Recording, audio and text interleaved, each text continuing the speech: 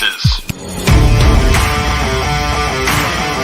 Welcome to the South Burbs Hitmen podcast with your hosts, Joe Mandel, Steven Zim Zimmerman, and Vinnie Parisi. We're bringing you the White Sox coverage you need from the perspective of true Southsiders. Grab your Comiskey dog with an ice-cold beer and meet us in section 155. Everyone get on your feet for your South Burbs Hitmen! That ball hit deep. Way back. You can put it on the board. Yes. Jimenez in the air. Left field. He's your hero tonight. Thanks, Cubs. Over the head of Jenks. Uribe charges close. Out. And the White Sox have won the World Series. Alexei. Yes. Yes! Yes! Yes! Yes! History! A perfect game by Mark Burley, and what an unbelievable play by Dwayne White. First pitch starts now.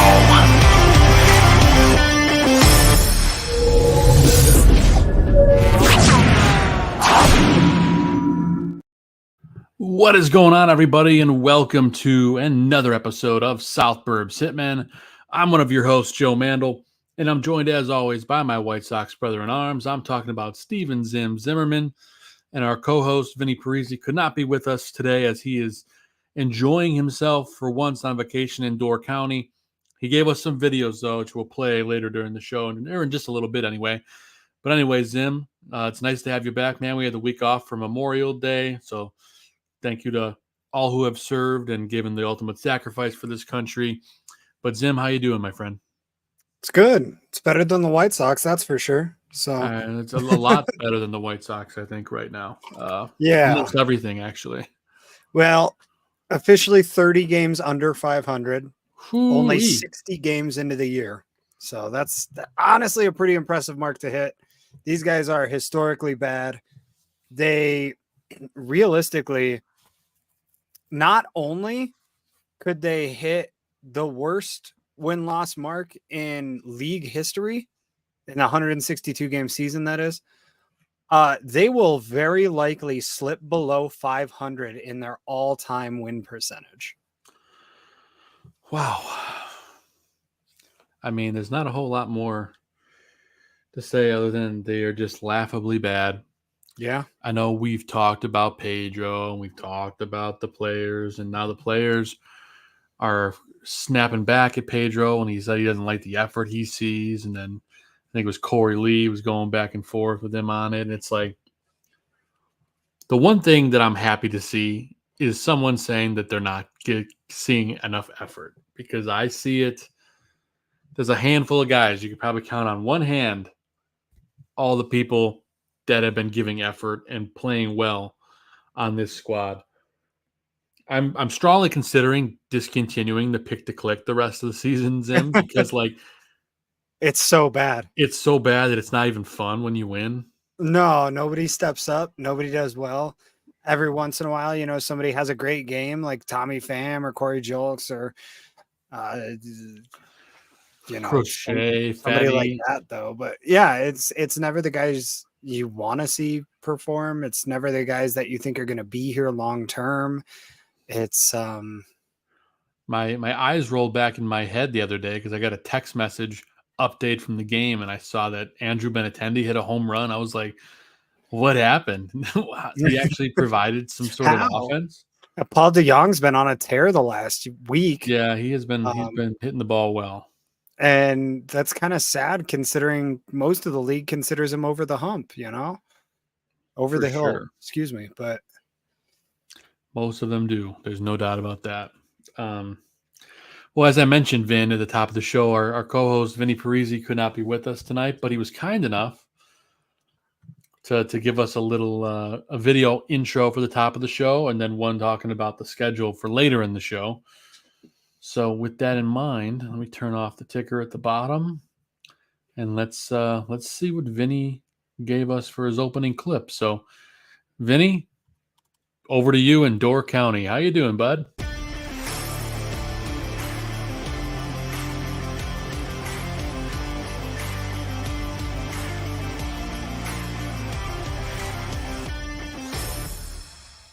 Hello, South Burbs Hitmen listeners. My name's Vinnie Parisi. I'm here in Door County.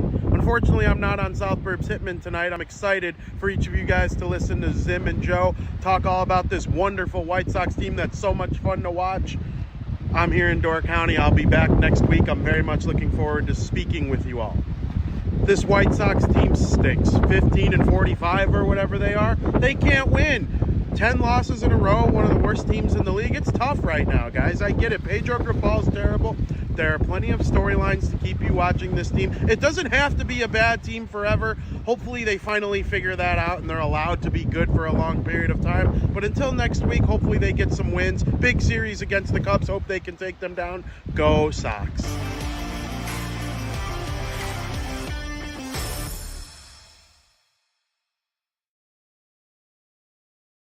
Appreciate you, Vin. Thanks for sending in the video. And Zim, the aforementioned series against the Crosstown series against the Cubs coming up tomorrow, starting in Wrigleyville. I mean, let's be honest. I think Vinny says it right. You know, the Cubs are been far superior. Granted, they're a bit of a free fall right now. At a certain point, they had the same record as the White Sox in May, which is crazy. But they are a far superior team. I can't see the Sox taking more than potentially one. And actually, is it a 2-game series again? It's just a 2-game series. I think it is, yeah. I don't think they win either game. I think they're going to lose both, yeah. You know, Vinny mentioned the Sox on their 10-game skid right now. We knew the end of last month was going to be rough for that team. And we called it the week before. We're like, they might win one game the rest of the way. And I think they might have done one game. They have won one game since the last time we spoke. So yeah, it's tough.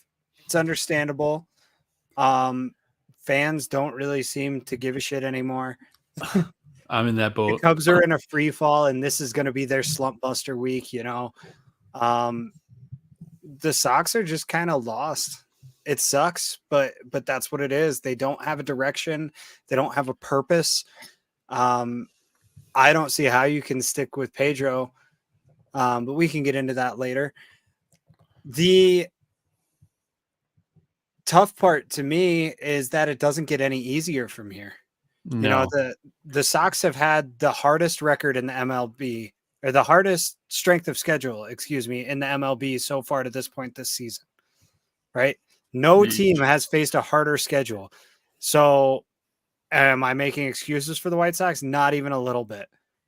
But it's also not surprising at all that their record is what it is when you consider how bad they are and how good their opponents are. And from here on forward, they have the 10th hardest schedule. So it is still one of the hardest schedules in the entire league for the rest of the way. This team's not going to do well. Unfortunately, it is what it is. And, you know, the upsetting part to me, to foreshadow a little bit about this series with the Cubs, is that every year, or every couple of years, or however often they do these crosstown series now, I believe it's every year at this point, but there's always a thread on Twitter or on Reddit or whatever that's like the best Chicago lineup, right? It's the best of both teams. And there wouldn't be anybody. This year there were 2 players from the White Sox on it. Who were the 2 players? It was Corey Lee, which I think objectively is actually a good choice, and Luis Yohan Robert? Moncada, because by default, the Cubs just don't have a third baseman. So I'm surprised Luis Robert didn't make that list. Luis Robert's too hurt. He's always hurt. Why would he be on the list? He's supposed to be back here soon. He is. He should be back this week. That's watch will still make the All-Star team. That's our silver lining for this team. Eric Fetty should make the All-Star game. He should, but he probably won't. Yeah. We'll see what happens. We'll see if Sox fans do the right thing or just are completely checked out this year. I host this show, Sim, and I am like 90% checked out. And I shouldn't even say that on air, but it's true. I follow this team, of course. I go back and I watch the highlights, but like Mhm. sitting through a game It's on TV painful. specifically is difficult. A lot of Well, people have been complaining about John Shiffen this year, I and don't think it's Shiffen that's the problem for me I personally. agree. Yeah. I think it's just they're incredibly boring, and it's either like a 1-2-3 inning, or they'll get like a bloop single, 2 flyouts, and a ground out. And that's like 90% of the season so far, I swear. Hey, there was a little bit of a diamond in the rough this week though, Yeah. we're not gonna do put her on the board player. We're not gonna do Adam Dud because the whole team's a dud, let's be honest. Yep. But Corey Oakes has been a revelation since he's been put in right field. He's been wonderful. He might actually be the right fielder this team has needed all along. I mean, he went 8 for 24 this week, hit 333. Granted, only 2 ribbies, but no one's getting on base, so I'm not really worried about that. 10 total bases, an OPS of 750. I mean, I'm excited for what I've seen out of him. Yeah. My problem with this, though, is that this happens. We've seen this before. Yeah, I know. Happened with Brian Goodwin, Couple weeks with Dominic Fletcher, with Gavin Sheets and Wright. Gavin Sheets, Billy Hamilton. Yes, thank you. We've seen this so many times over the last few years, and now Colas is back up in the bigs. It's just a matter of time before he gets on a hot streak and then can't hit again for a month and gets sent back down. Rinse, wash, and repeat lately. I just hope if Colas gets hot, then maybe it'll magically start to stick, but I don't know.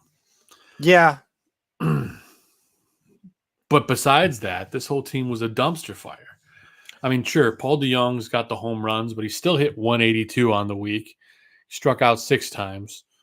Tommy Pham hit a dreadful 0.95 batting average.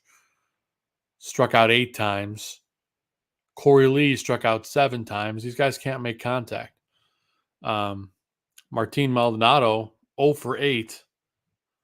Oh, did you hear the story about him? He's getting glasses now. He hopes it helps him make contact with the ball. Sounds like desperation. The headline, you can't make it up. Like, why even tell that to the media? You're just opening yourself up. Joe, do we want to go through any segments this week, or are we just gonna cruise on through? We could do the one about the manager. We'll lead off with that one. That's the one that I'm most wanting to get into this week. So yeah. So why don't you introduce the segments in? Yeah. No, I mean, it's stinky all around, but we got to start putting the blame somewhere. So let's talk Pedro's pen.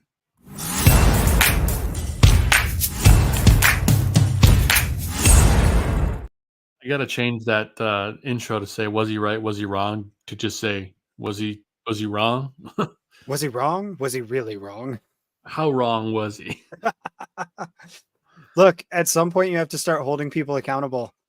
We've talked for years about the poor managerial decisions that this team has suffered through and suffered because of. And it's really sad when you look back on the last decade of White Sox baseball and think that Robin Ventura was probably the best manager they had. Whew, that you have him better than Ricky? I think Ricky was better than him. Ricky might have been better. Completely fairly, I think Ricky might have been better. But although, I'm saying is he still in the decade? That's got to be close now. He is. He is, right? Yeah. Yeah, but you can make an argument for Robin, I think. You can make an argument for Tony La Russa. I think we can all just objectively agree that Pedro falls at the bottom of the list. This guy is terrible.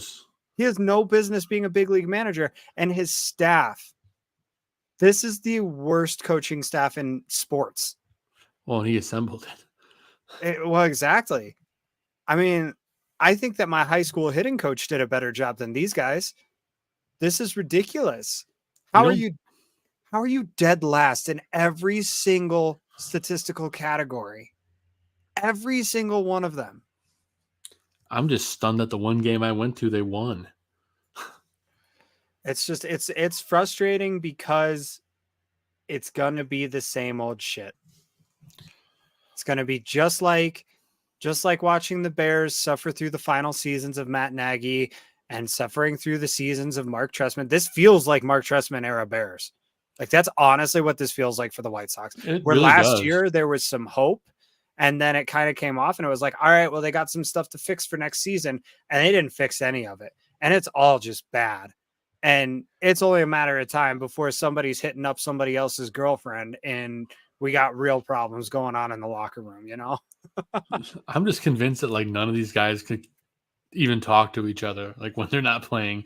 Well, that's it. You think any of these guys, like after the game, say, you know, hey, come over to my place, let's have a beer. Hey, let's go clubbing. Let's go grab a steak dinner. Like, it feels like every one of these guys like goes, they get dressed, they put on the biggest, comfiest hoodie that they have and just put the hood up and walk home in the rain. You know, like That's pretty much accurate. I mean, I just want to know what Andrew Vaughn does after a game. Does he just like go home and drink a gallon of milk?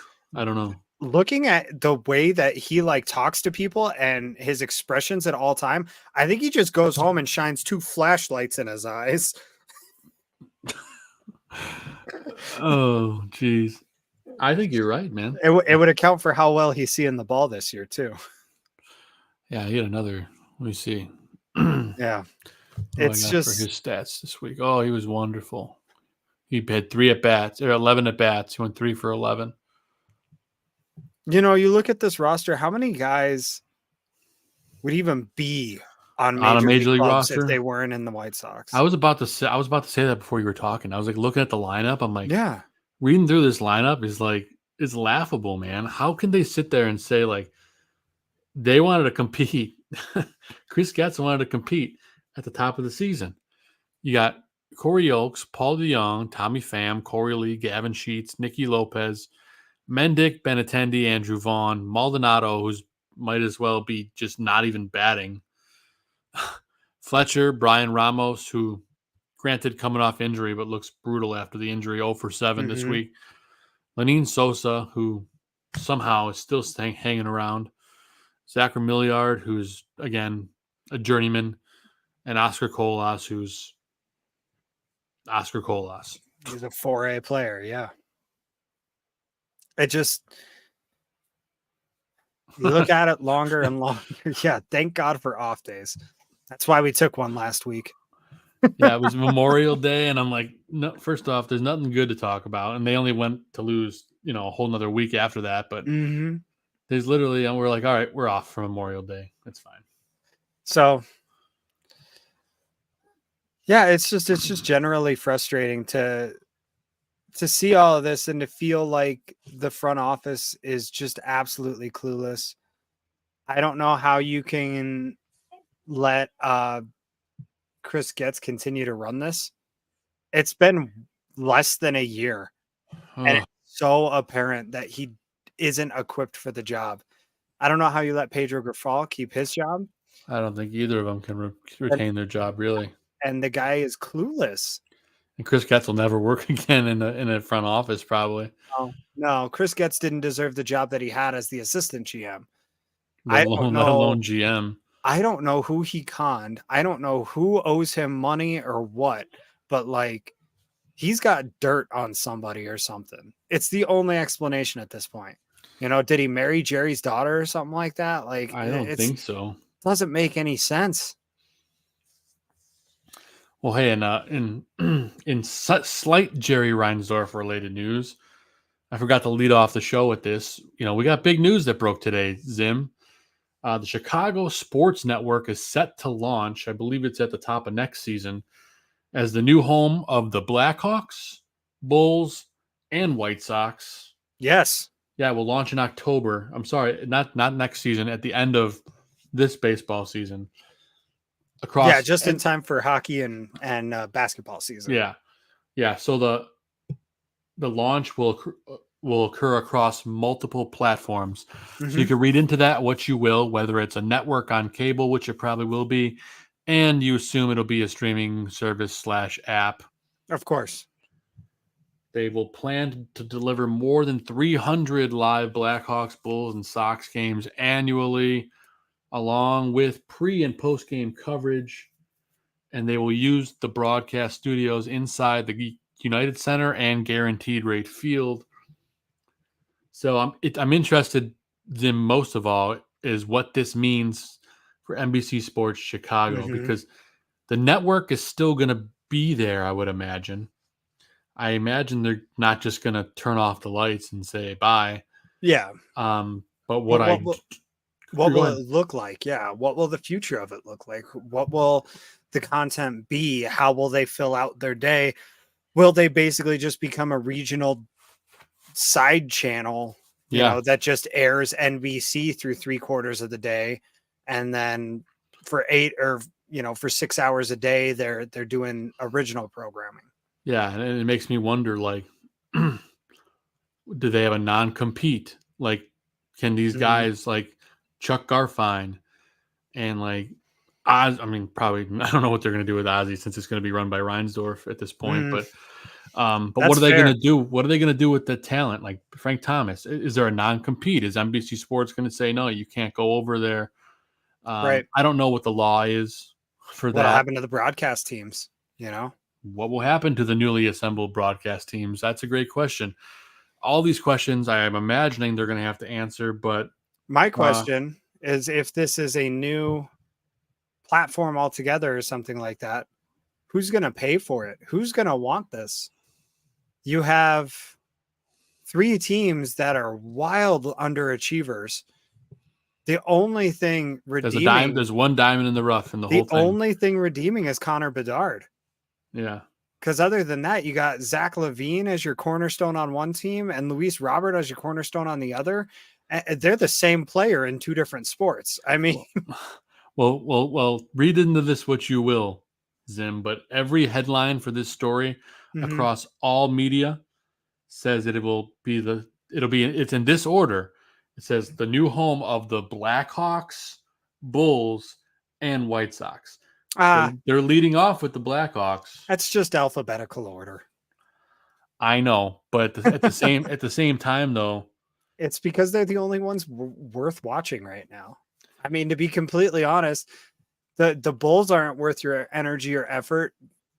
I don't know why they would be. They love to lose playing games, don't they? Well, that's just it.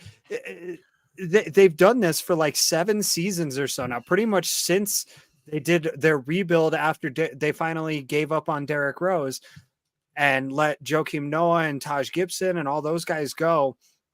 They let Jimmy Butler go. They bring in Zach LaVine. They say this is a new era just for them every single season to hover between 40 and 50 wins and get knocked out in the first round of the playoffs.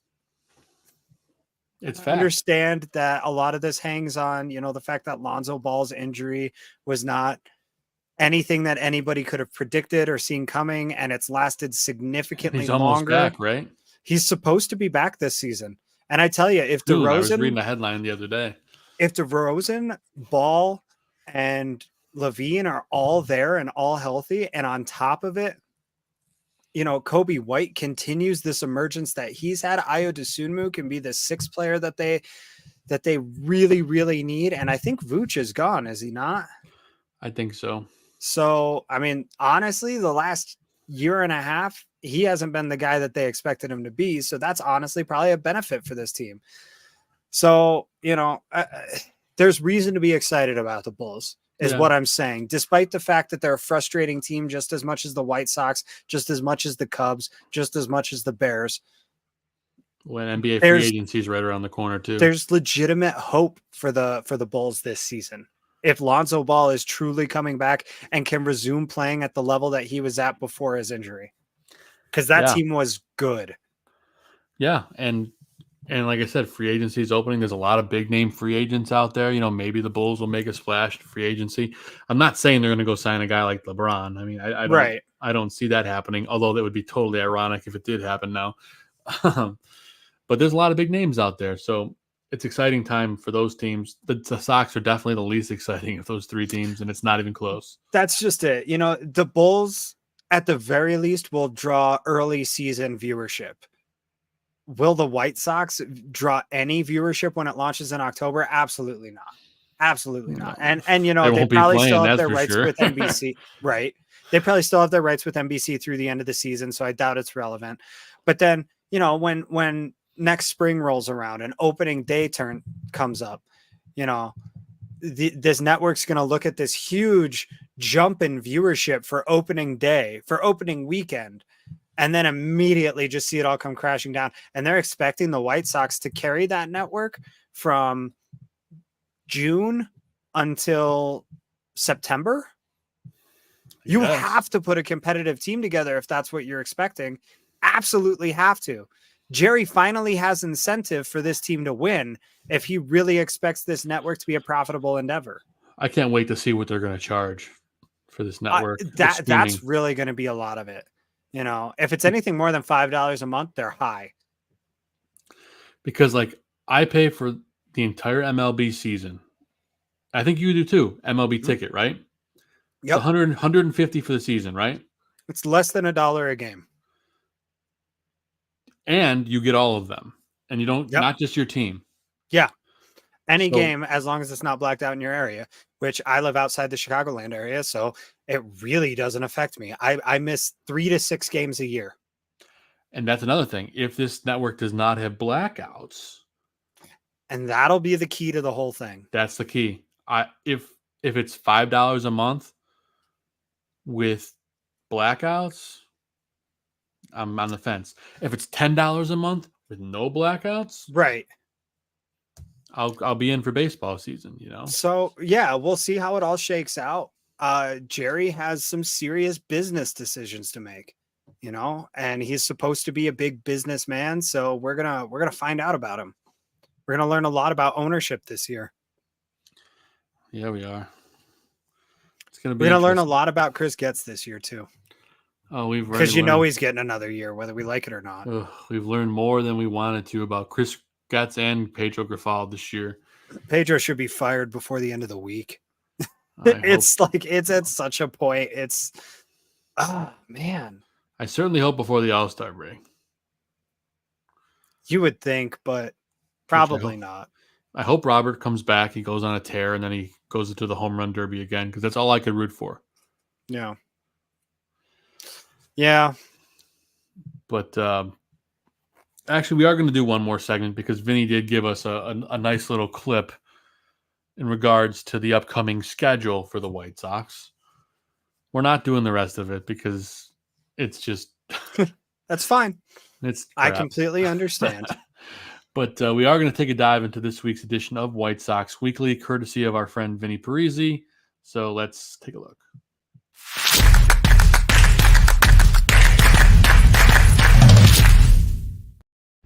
A Chicago White Sox look ahead. I'm Vinny Parisi. Later this week, the Chicago White Sox are going to take on the Chicago Cubs. The Cubs are much better than the White Sox. They've been a little cool lately, but guess what? It's the White Sox, everybody's get hot team. It wouldn't shock me at all if the Cubs find a way to get it done in both of these games against the White Sox.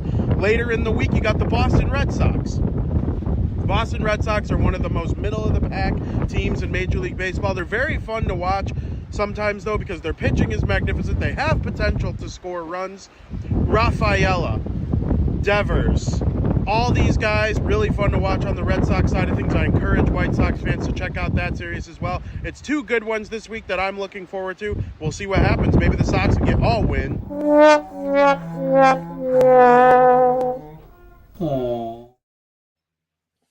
He's optimistic. He says maybe they'll get a win, Zim. Hey, it's possible. The Red Sox seem to like to blow some games this year, so do the Sox. All the Sox do. I'll tell you though, this Saturday is Hawaiian shirt night, and I kind of need one this year. From Sox, or is it from Colorado? No, for the White Sox. Here, I actually have a picture of it. Yeah, this Saturday. So this Friday we have fireworks, and the day after, we have this sweet Hawaiian shirt. It's one of the better ones. Yeah, it's one of the best ones they've put out in a few years. I really like this ones. I really want it. Always sponsored by Beggar's Pizza. I don't know that they'll ever get rid of this promotion. No, they won't. It'll be around forever. And this is probably the nicest one. My only complaint about this shirt, and I know it's a giveaway, Mm-hmm. but it's like tissue paper. But It's a terrible shirt. You have to wear like pasties under it so you don't chafe your nipples. Like it's the yeah, worst you get quality material. paper Yeah. cuts on your nipples. Exactly. But it's a damn good looking shirt. Actually, speaking of giveaways, I have one of those new Lou Bob bobbleheads. Yeah. It's real nice. That is a good one. Very nice. Yeah, lots of promotions through the rest of the month. If you're planning on going to a Sox game in Chicago, there's only like 3 or 4 games that are not promotions for the rest of the month. We got fireworks, we got the Hawaiian shirt, we got 2 family Sundays. Oh yeah. We got a $5 Tuesday. What do we got? We got house music night, Polish heritage night, Mexican heritage night, the Jordan Davis post-game concert, and the basketball jersey giveaway. Like, it is a stacked month if you want to go to a White Sox game. They did a great job lining up their promotions. I mean, you almost wonder if the marketing team is more in tune with how good and bad this team is going to be than the front office is, because the way that they stacked up this promotion schedule. And there's more coming. They announced a bunch of new Oh my God. giveaways for the second half, but like they haven't said what they are yet. Like they announced Star Wars night. It's going to be in August, but it says giveaway to be announced. Uh-huh. You know, There is only one game in July that does not have some sort of event happening with it. You know, I mean, Did you see the football jersey? I haven't seen. Oh, you know what? Yes, I did. It looks very nice. It's totally a rip on the Bears jersey, but I love it. Of course, and they use Butt Kiss number, which is perfect. Yeah, I mean, yeah, we go into August, and again, 2 nights the entire month that are not some kind of theme, some kind of event. I mean, it's just, you look at the schedule, and if you want to go to a White Sox game, first of all, tickets, are probably dirt cheap They are the because cheapest. of how bad this team is. They have the cheapest tickets in Major League Baseball. It's like going to see a Carolina Panthers game. It's you go for the experience more than anything. And by the way, when I say that, it is the cheapest ticket for admission to the park. Yes. It is not the cheapest concession. So I want to make that clear. But it is the cheapest ticket to get entry in the door. If you want to go to a game, there is still so many reasons to go to a game. There's good teams coming too. If you want to watch a game, I completely understand not turning on your TV. Like that's where I'm at with it. The ballpark vibes still seem cool. I mean, it's a White Sox game. June's going to be a great home stands for the White Sox. They're gone for a while, but then they come back in the end of June. They go against Houston for 3. Yeah. Then they go away for a couple days. They come back. They get the Dodgers for 3. They get 1 makeup game against Atlanta sandwiched in the middle of the week, and then they got 3 against your boys from Colorado, Zim. But again, look at the promotions those nights. That's your Jordan Davis concert and your Southside basketball jersey. Yeah. You know, they're going to get people to come watch the Rockies and the White Sox. Bravo to the marketing and promotional staff this year. They did an excellent job, in my opinion. Oh, yeah. They are finding ways to drag people to watch this team. Brooks Boyer gets it done. And same thing against the Pirates in July. Mm-hmm. They got a Saturday game with the throwback, the shirt, the jersey vest, which is this sucker right here. Yep. It's made for a certain demographic, but hey, by all means. Yeah. You know, the only series they don't really have anything big happening is against the Cubs, and people are going to show up to that anyway. Exactly. And by the way, they're not sold out yet, which is no, not at all. Probably won't be either. Probably not. You know, they've lined the Tigers series late in the season. That's probably not going to be worth anything for either club. With Elvis night and the football jerseys, they've lined the Mets games with Star Wars night and a Frank Thomas bobblehead. Yeah, the Frank Thomas bobblehead. It's nice looking. I think I actually have it. Do I have a picture of it here? I think I do. They lined up the A's series, a September series against the Oakland Athletics, and they managed to fill it with Hispanic Heritage Night, halfway to St. Patrick's Day, which is a big one for Chicagoans. It's big drinking. That's right. And of course, Roberto Clemente Day, which, they didn't have any control over that, Sure. but talk about a great day for it to fall on. Yeah, it couldn't have happened any better. But I'm uploading the picture right now of that Frank Thomas bobblehead. That thing is sick, man. I think it's the MVP, the Very nice. back-to-back MVP. MVP. Yeah, Mm-hmm. that's sick. I'm gonna have to have, if I'm not gonna be there, I'm gonna have to have someone get it for me. It's a worthwhile one, and they're not doing a lot of bobbleheads this year. So you gotta get the ones that you can. And Frank Thomas, I mean, if you're getting a Frank Thomas bobblehead, I mean, this guy's a Hall of Famer. He's an all-time White Sox.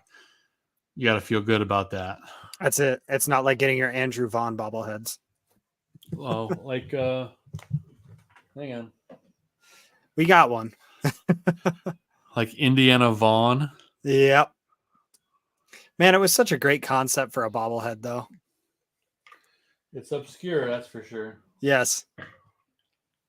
I got a lot of weird ones, but I'm just happy I didn't get the Christmas in July last year, the Andrew Benintendi Elf bobblehead they put out. Yeah. I really like that one when they dropped it, honestly, but now looking back at it, I'm yeah, like, exactly. You're kind of glad you don't have to look at that on the shelf. It's one you put in a drawer, even if you do have it out.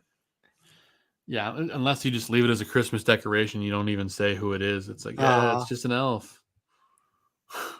Oh, it looks like it's broken. Yeah, that's just the nameplate. We don't worry about it. Yeah, we broke off the nameplate. I used to do that with all my baubles. I used to crack off the sponsor. Okay.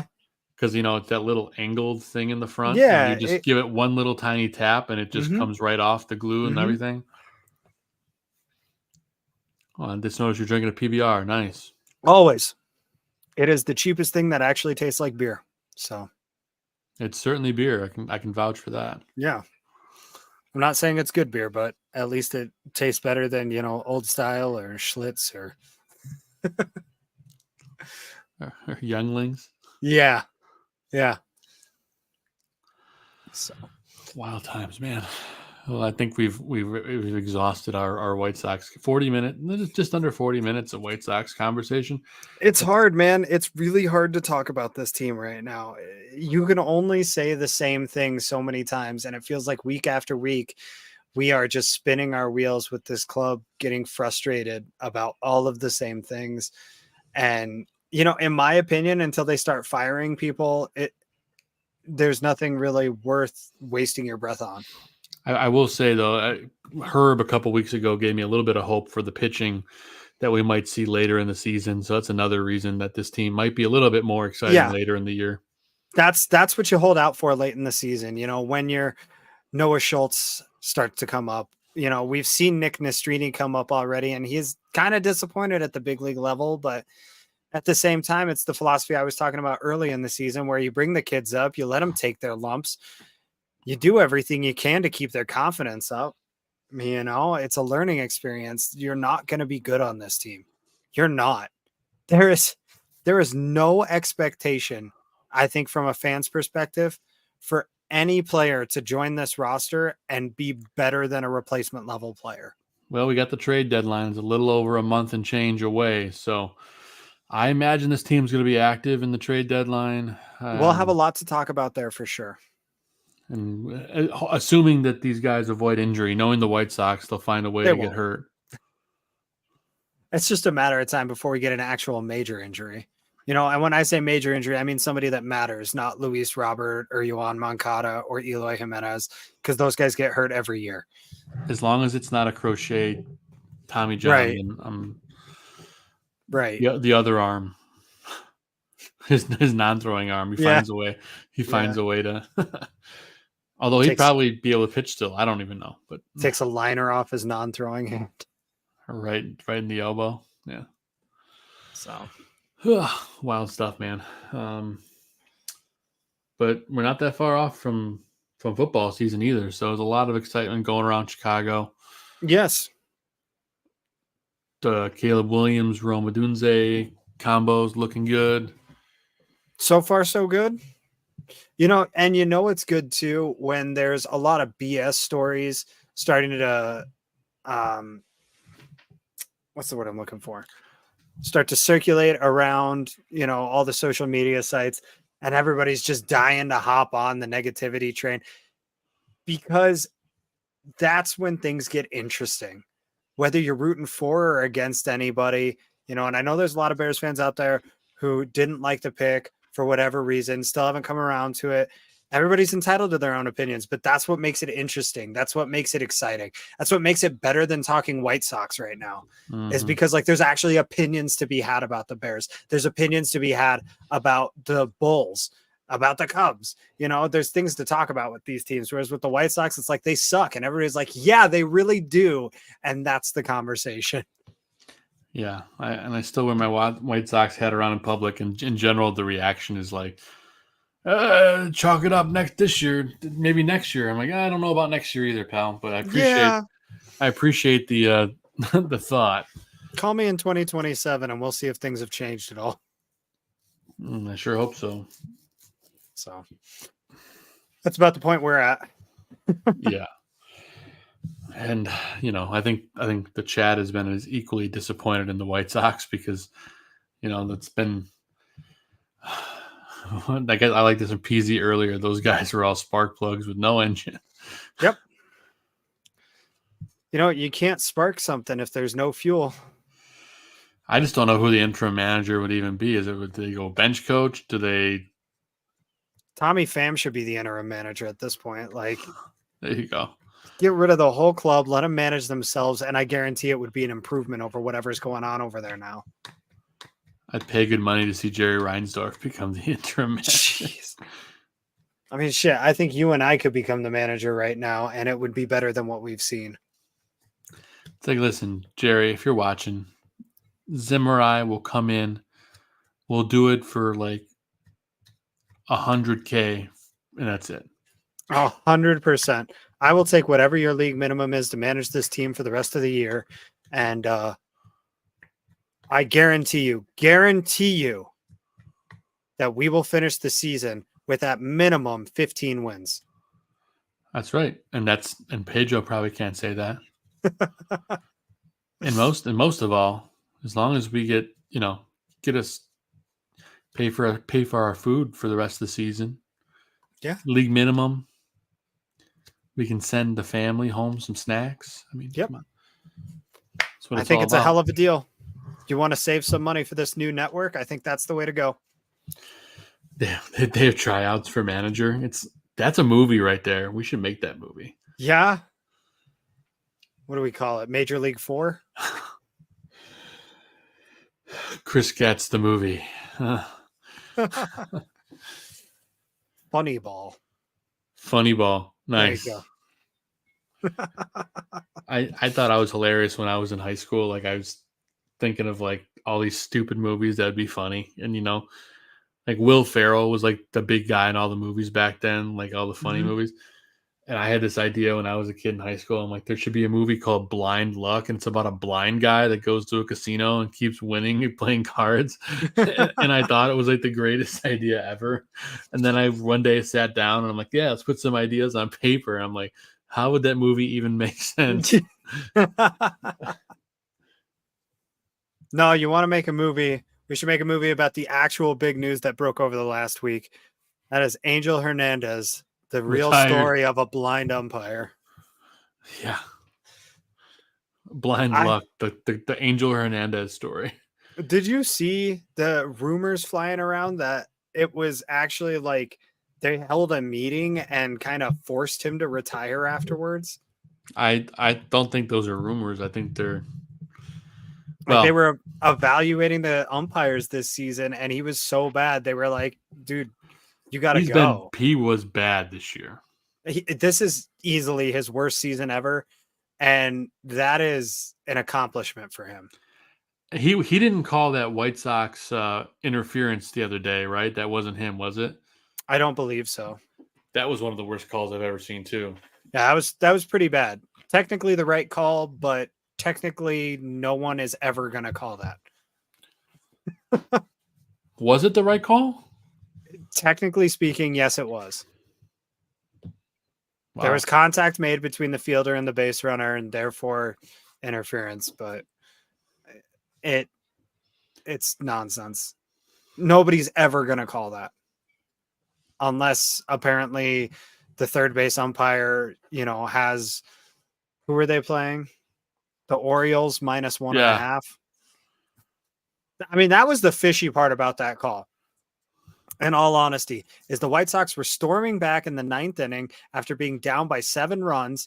They cut it to a 2-run lead. Yeah. And the line was at minus 1.5 Orioles. And all of a sudden a real strange call gets made that keeps the game at a 2-run final. Well, it certainly makes you wonder because all these bookies and all these websites are like, it's amazing how accurate they are majority of the time. Mm-hmm.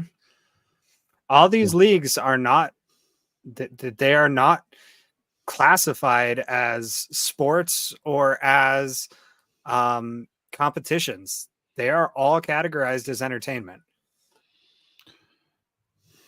Just like the WWE. I mean, at least the WWE is honest about it. Right. Dude, I'll tell you what, I'm going a bit of a tangent, but my wife and I watched on Max the other day that Iron Claw movie that came out about the Von Elric families. And oh my God, that movie was awesome. I'll probably get around to watching it sooner or later. It was really good. I was stunned how good it was. Yeah. Like I'm lobbying for Zac Efron to get nominated for an Oscar, and that because it was awesome. outside of award season, so he would be next year.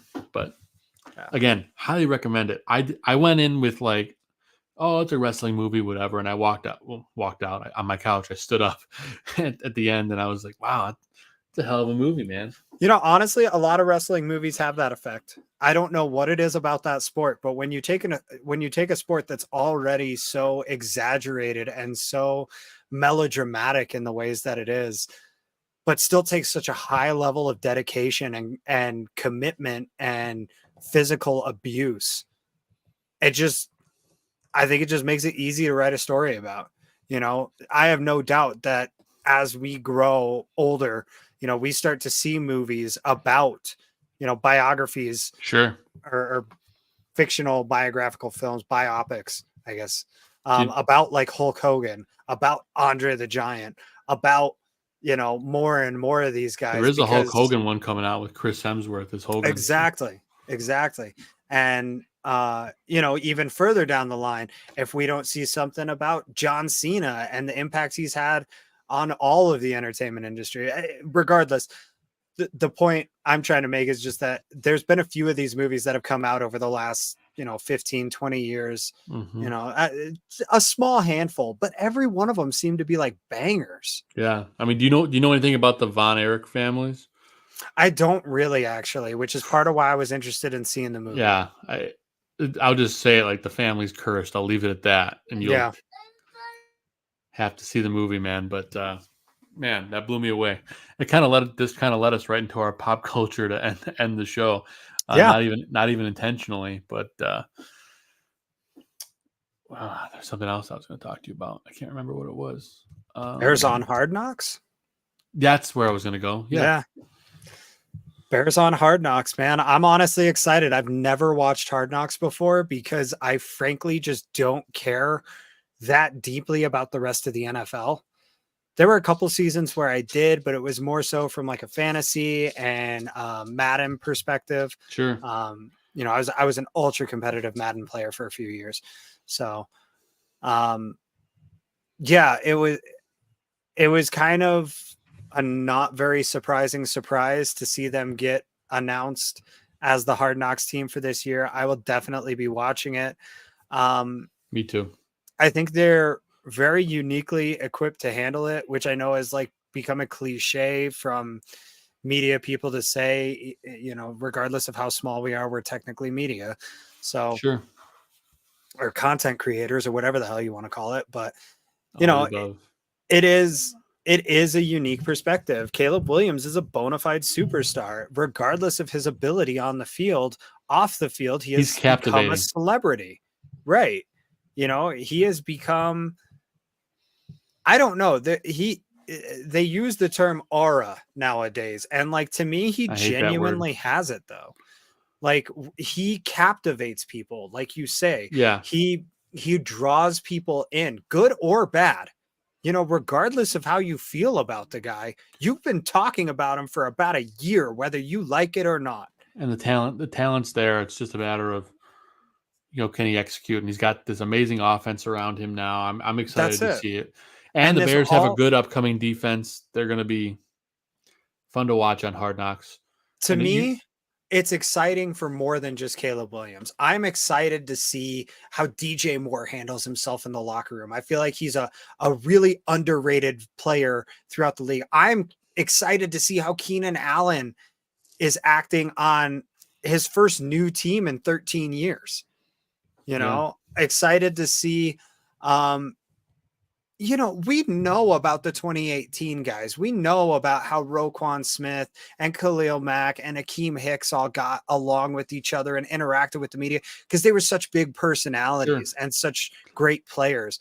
And I feel like we don't really have that connection with this current team. And that's what I feel like Hard Knocks will do, is it'll create that bond, that special sort of feeling between this year's Bears and the fan base that we've kind of been craving since 2019. And every year Hard Knocks has like a fan favorite person that's just like an aura of, I use the word aura again, a person that kind of like amplifies the show and is like funny and like whatever. I think that person's going to be DeAndre Swift. I'm looking forward to seeing him and how he fits in with his team.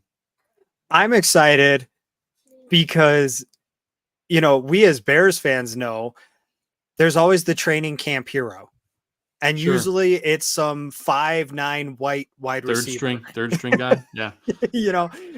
or running back. But think about the guys that we as a fan base have fallen in love with over the years. We had Jordan Lynch, we had Ryan Nall, we had Daniel Braverman, we had Tanner Gentry. I was gonna say who's Braggs' guy. Yeah.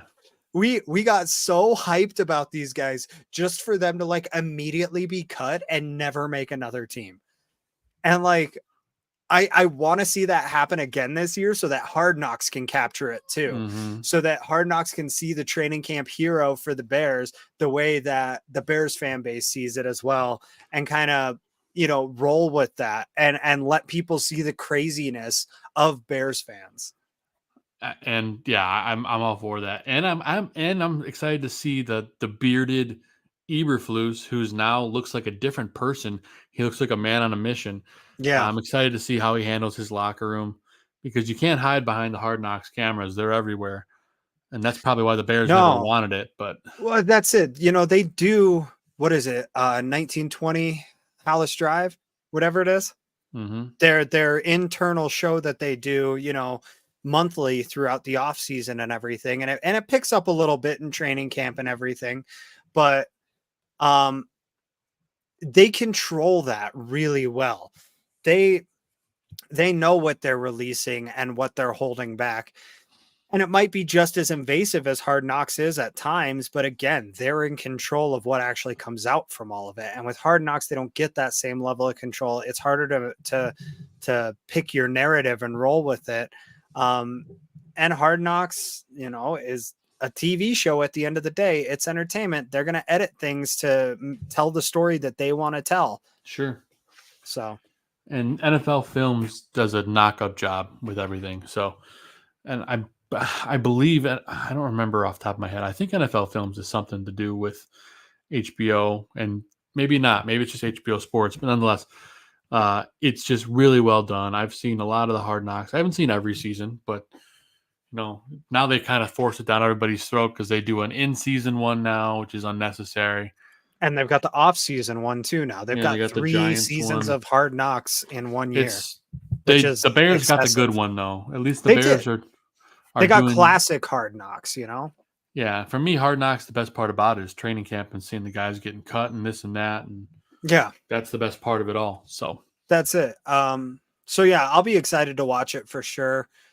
I don't really know what to expect. I think Jalen Johnson is going to be a really big presence on the show. It's just a feeling I get. I get that vibe too. I'm genuinely upset that it's happening the first year without Eddie Jackson. I think he would have been incredible to have on that show. Or an embarrassment. There's not really anything in between, but You're absolutely right on that. And I genuinely, if I could have picked a year for Hard Knocks to happen, though, like pick any season in Bears history that you want Hard Knock, or in my lifetime, I guess I would say it would be probably one of the years with Jay Cutler and Matt Forte. yeah, that would have been wild. I feel like Cutler would have been a hoot and a half, and Forte would have just been so grounded through the whole thing. He's become one of my favorite former players since he stopped playing, from like a media perspective. So that's why I feel like seeing him on the show would have been awesome. What about you? Do you have a roster that you would have liked to see on there? Probably the playoff team with Rex Grossman. I heard that was a really, really contentious locker room. So yeah, that would have been interesting. Lovie Smith. Yeah, I would have loved to see that. Seeing the whole Rex versus Kyle, Cedric versus Thomas, Devin Hester returning kicks. Yeah, exactly. It would have been electric. Peanut Timmon and Tim Jennings out there. Or was that still when Nate Vasher was there? I think Vasher was still there. I think that was a Vasher year. Yeah, that would have been great. Well, nonetheless, we're excited for Hard Knocks. And keeping it with the football conversation, and this will probably be what we end up wrapping on, but I don't know if you saw it. I know you've been excited about it. I know you're bummed it's not coming to PC, but did you see the 5-minute gameplay reveal for NCAA Football 25? I did, yeah. It looks great. I'm convinced that there will be a PC port probably around Christmas time. I know that they're not, expecting to or anything, but there has literally never been a successful game in the last 20 years that hasn't gotten a PC port. If it's successful, it gets ported. So I'm not too worried about it. Well, I guess you could make an argument for MLB and NHL games. That's true. So, I mean, there has been a precedent set that there's a possibility they won't port it. I firmly believe that sooner or later it will get ported. The game looks incredible. It does. Really well done. It does and not different than Madden. That's it. It does not just look like a Madden skin. It looks like its own unique game, which is how the NCAA games always felt. They really did feel unique and different from Madden. I think the only thing we're missing now is a new 2K NFL game. That was I had that one with Terrell Owens on the cover, man. I still remember that. Those were good games, and they drove competition, and it made the entire game sphere better because of it. So I was excited to hear that it is going to include NIL deals as well as the transfer portal. So I'm excited to see how that's going to work.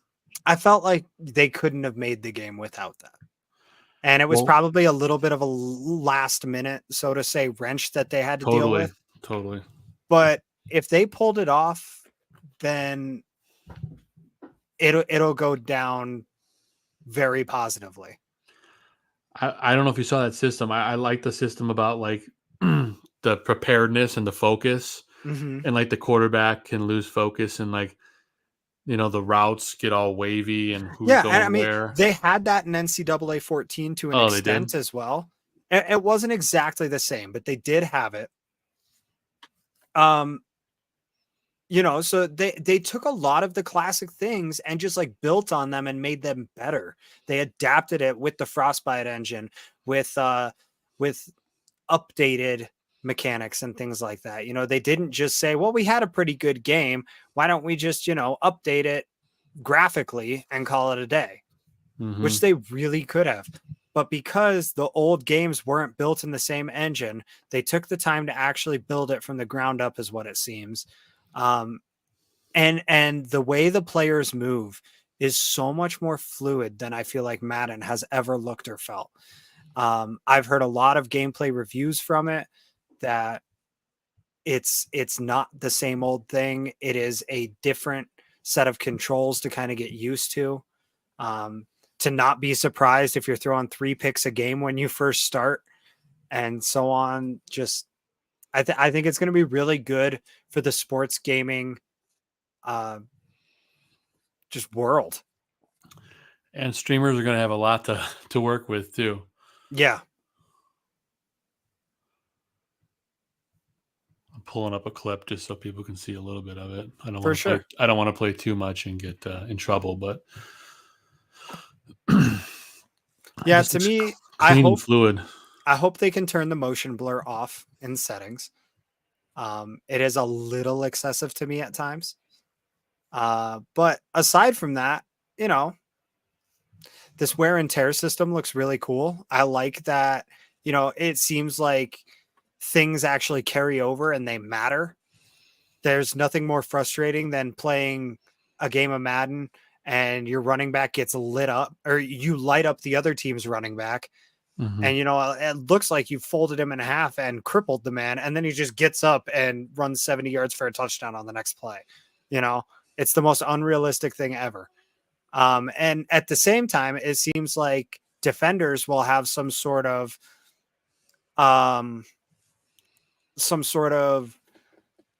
stamina, I guess is the way to think about it. Yeah, jumping Where routes and stuff. exactly, these big hits will cost them later on in the game. You can't just try to lay somebody out every time you hit them because, you know, you get exhausted, you hurt yourself, you get sloppy, etc. So And the stadium sounds part of it. I love that too. yeah, that's one that, you know, I've been following up with the rumors since this game was announced. That's something that they took a long time doing. They went to each stadium throughout the college football seasons, plural, and recorded these. The one thing that I really, really hope that they have, and I'm sure they do, but one of my favorite things in the old NCAA games was the fight songs from each team. I know the big teams have them, but Right. But like, it would be great to have the fight song like actually recorded by the team's marching band, you know, for each school. I would hope so. But who knows? That's it. But yeah, it's exciting stuff, man. I'm looking forward to that as well. Yeah. My brother-in-law, who often watches this show, is an NCAA football savant, and he hasn't upgraded yet, and I'm trying to convince him to get a PS5 because they're on summer sale for Sony summer sale for $399 for a digital, so that's not a bad deal. It's not a bad deal. It's digital. You have to upgrade your storage sooner or later with those is the only downside. But see, like, they're way easier to do than they have been in years past. It is easier to do, but like for me, I don't even upgrade. I play my games and then I just delete when I don't want them on my hard drive anymore. Yeah. And you know, especially at our age, Zim, we're like, if you're good at keeping a small library, yeah, it's not a big deal. I totally get that. That's again where my PC gaming comes in handy, is because a lot of, you know, I play a lot of indie games that are a lot smaller now, you know, so I don't have to worry about filling up hard drives anymore. When I was younger, it's like, all right, I want all the Borderlands games. I want all 4 major sports games. I want Skyrim. Oh, I don't have room for even half of these on my hard drive. Yeah. Well, and now a terabyte is nothing anymore. You know? No, I mean, not when NBA 2K is taking up 280 gigs. I'm curious what the NCAA game is going to be size-wise. It's going to be huge. I'm sorry, EA college football, not NCAA. Yes. I can't say that It's going to be huge.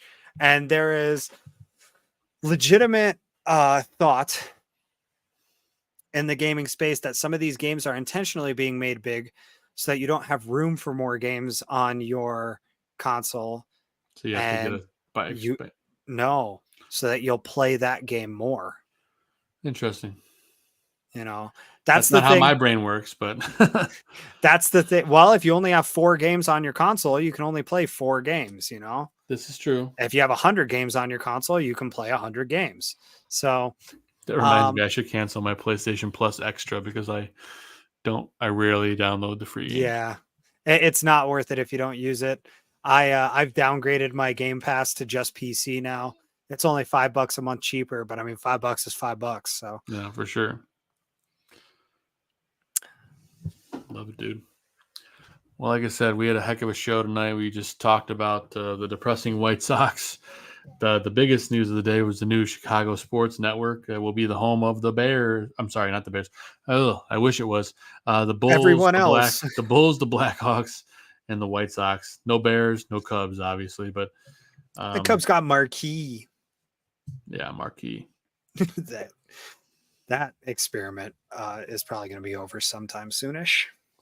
Who knows? I don't even know what their numbers are, but we'll find out soon enough. Yeah. But we talked plenty of baseball. We dove in, talked a little bit of Bears, a little bit of Hard Knocks, a little bit of EA Sports College Football 2025. And we reached the finish line here. So we appreciate everyone for hanging out with us all night. I'll use this moment to remind everyone, make sure you hit that like button, subscribe to the Barroom Network. You'll be notified anytime we go live with the shows. You got Dan and Aldo Bare Their Souls coming on tomorrow night. Of course, you got Mike North during Bears season talking about the Bears press conference. You've got him and I currently on Somebody Big Just Died. Whenever a big celebrity passes, we just did one a couple days ago about Bill Walton, which was a big surprise for us. So you can check that out. You got the Willis Twin Towers. You got weekend sport betting tips. Greg Gabriel talking football. I think that's coming up on Wednesday. The Buffon 55 will be back. Of course, you got the Barfly Tailgate Show. Football season. You got Fantasy Football Goon, which Zim has subbed in many times on that show as well. Fantasy football season will be fun this year. I'm sure I'm forgetting. There's Bear football for post and pregame. I'm sure I'm forgetting a boatload of shows, but there's a ton of great stuff on this network. Make sure you subscribe and check it all out. So with that said, we've reached the shout-out portion of our show. So, Zim, I'll let you go first before we get out of here. But what do you got, buddy? Just as always, big shout-outs to my family who has supported all of us, my extended and direct family. We've all gone through some major life changes, especially recently, continuing to go through more. And everybody's supporting everybody lately. It's been really, really great. And really nice to have everybody being positive. It's not always the case. So when it does happen, it's something to really be grateful for. It's easy for families to fight, man. So it's nice when we don't. Amen to that, man. Additional shout out to, my softball buddies. I am unfortunately out for the rest of the season now, with an apparent upcoming move as well as this broken shoulder. So, and just shout out to you and to Vinny for the show every week. It's been great. There's nobody else I would rather smell this team with. I appreciate that, buddy. I love talking with you too, man. And yeah, they sure smell. We're smelling them all right. It's a ton of fun. Even the fact that they stink so bad that we still got a solid 40 minutes of White Sox conversation is impressive. So appreciate you there. Gonna give a shout out to Vinny, who couldn't be with us tonight, but he still took the time out of his vacation to send us 2 little videos that we featured on the show today. So Vinny, thanks for doing that. Of course, I want to shout out my beautiful wife, Catherine, my 2.5-year-old daughter, Audrey, and my Great Dane Maverick. I love you all very much. I love our family, and I can't wait for everything else the future holds. So I love you guys very much. I'm going to give a shout out to Zim and Vinnie. Love doing the show with you guys.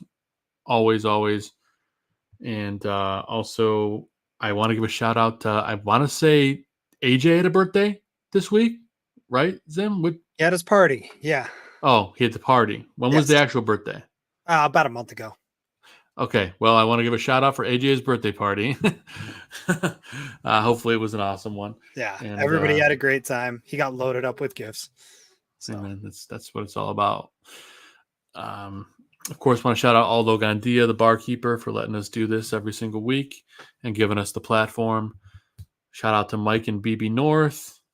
I appreciate the opportunity to work with them on Somebody Big Just Died, and the fact they get to work with a radio legend every time a big celebrity dies or a big person dies is a blessing. So I appreciate that opportunity. And I think that's everything. I want to give a shout out just to everybody that watches this show, the people in the chat room, the 500 plus people that are watching right now. I appreciate everyone for tuning in. But that's what I got, guys. Zim, always fun talking baseball with you, man. We'll be back next week Vinny will be back. Did I hear you say that? When is your move, Zim? 2 weeks from now? As of now, the plan is in 2 weeks, so I should be here next week. Okay. So we should, barring collapse, have a full roster next week with Zim, myself, and Vinny. So tune back in for that. Don't currently have a guest, but that might change. Keep you guys updated on social media. But again, appreciate everyone for tuning in. And Zim, they may stink. They may potentially be one of the worst teams. They could be the worst team of all time by the time the season ends with a record. But we're still rooting for them. We're looking forward to that good pitching that our friend Herb Lawrence talked about last week that might help us in the tail end of the season.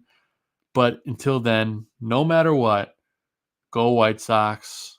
We're always hoping for them to win, and they're always on our hats no matter what because its logo's badass. So we got that to work with. But for the South Burbs Hitmen, I'm Joe Mandel.